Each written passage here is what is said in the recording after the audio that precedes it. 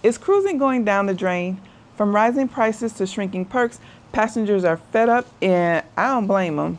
After living full-time on cruise ships for a year, I've seen the cracks forming, and I'm not sure that the cruise industry can keep patching them up. People used to cruise for value and escape. Now they're getting nickel and dime, and they're getting packed in like sardines, and they're being told that it's an upgrade.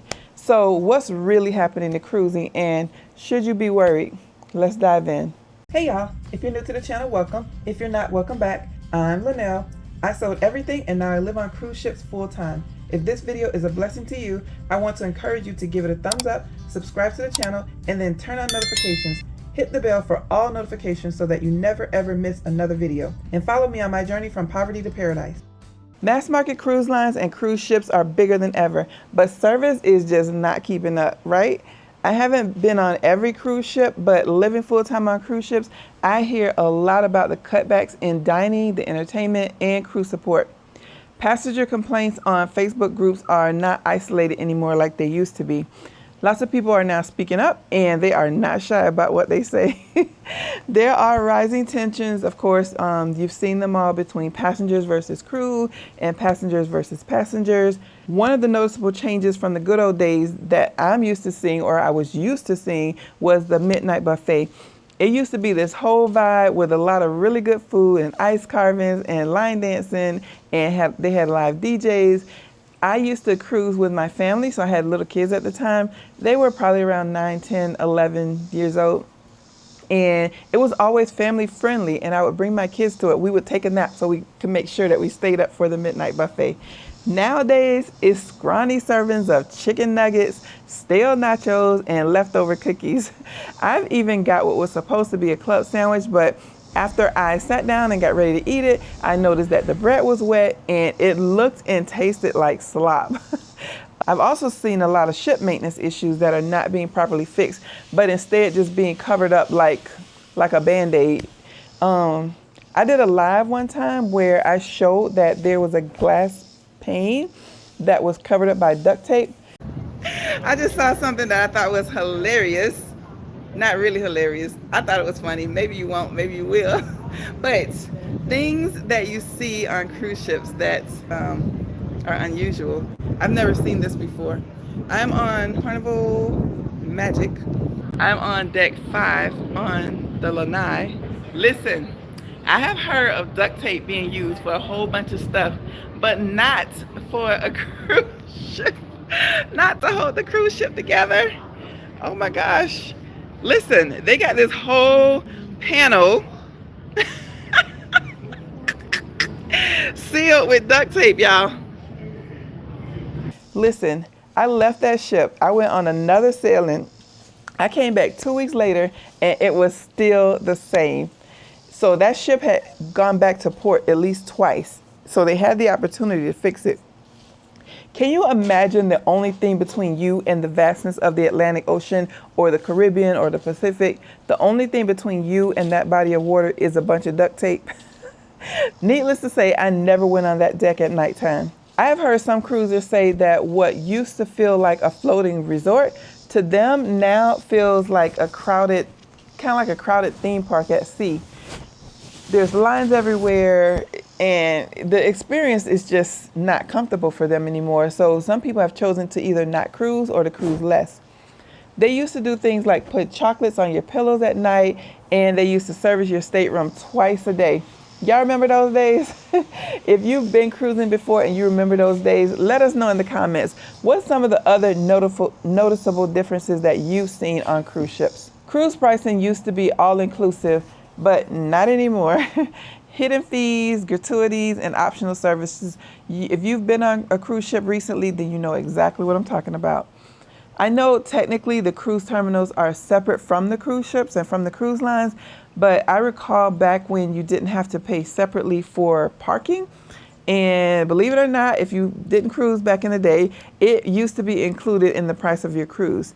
Now it's super expensive to park in those cruise terminals. We've all heard about the changes in Carnival's loyalty perks, which to some people feel like watered down handouts. I overlook those changes now because I'm not sailing for the perks, so they really don't impact me that much. They will a little, but not as much as it does to the regular cruiser who use those perks a lot on their vacation. But you know, I'm living on a cruise ship, so it's not a vacation to me. So it doesn't impact me as much as what I've seen it impact other people and what they've said in the comments on my videos and on other videos. But I definitely understand why it's making some cruisers furious. Food quality is declining unless you pay extra. I recently experienced 2 specialty dining options. They weren't extra though, so they weren't like specialty dining, but they were special dining options, so they didn't cost extra. One was the alfresco dining on the Lido deck, and then there was a private kitchen tasting that I had. In both cases, the food was 100% better than what I had eaten in the main dining room. So my question is, why is the flavor and the quality of the food not like that for every meal that's served? Why does it go downhill once the food gets to the guest tables? I'm very blessed to have found a way to hack the systems and cruise on a budget. And cruises were supposed to be budget friendly, but now guests who pay full price, they say to me, or they say in the comments, that they feel like every time that they blink, they're being charged for something new. Is this just the big cruise lines? I don't know. I can't speak to the luxury cruise experience because I've never sailed on those before, but I do see that the trends are hitting MSC, Carnival, and Royal Caribbean passengers. Casino guests still get free offers, no doubt about it. I'm living proof of that. But even those are changing. I've seen a decline personally in my cruise offers, which is why my second year cruising will be notably more expensive than my first year full-time cruising.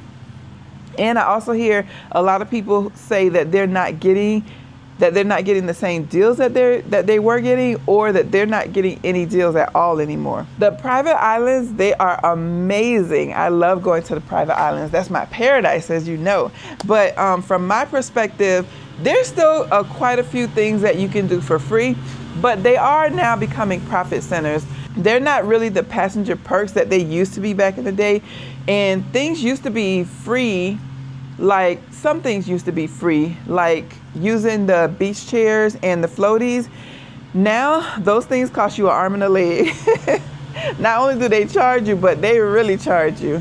Even though I cruise for free, I noticed the difference. The experience is shifting, and not always in a good way. Can it be fixed? I think cruise lines can turn this around. They can invest more in their staff. They can stop overselling to the point where, at least it seems from my point of view, that the ships are overbooked. And I've personally had issues where they told me that there were no cabins available to move me to. So if they stop overbooking, and if and when there are issues, they have extra cabins that they can move guests to. They can also rebalance perks and pricing. I'll be honest, I have no solution for this, but I do see that more people are traveling to foreign countries for their vacations, and there are a lot of other options out there for cruisers. So this right now, it's not a problem, but when people start finding out the affordability of traveling to other countries, this could become a bigger competition for the cruise industry, bigger than what they anticipate. But seriously, right now, with profits booming and stock prices soaring, do the cruise lines really have a reason to change? The cruise industry is thriving right now, and more people are cruising than ever before. But is the passenger experience surviving? Chime in and let us know your thoughts. You never know who they have watching in the comments, and your input might just make a difference. So put your comment, put your thoughts, put your suggestions down in the comments, and let's see what you got. Me personally, I'm going to continue to cruise, at least right now. Of course, I'm cruising on a budget, and it is still affordable for me right now. I do know how to say no to the extra things that I don't want to buy, or spend extra money on beach chairs and floaties and things like that. Sometimes if I do want those things, I know I just have to suck it up and pay for them. It is what it is. I'm going to continue to enjoy cruising. I hope you will too. And if you decide that, nope, cruising is not for you anymore, just because of these reasons or some other reasons, again, let us know in the comments what your thoughts are. As you can see from the house in the background, I am not on a cruise ship today. I am still here in Georgia. I'll be back to full-time cruising on August 1st. Once I am back to cruising, I'll be back to making some more amazing content. In the meantime, watch this video right here, and I hope to see you on the next cruise.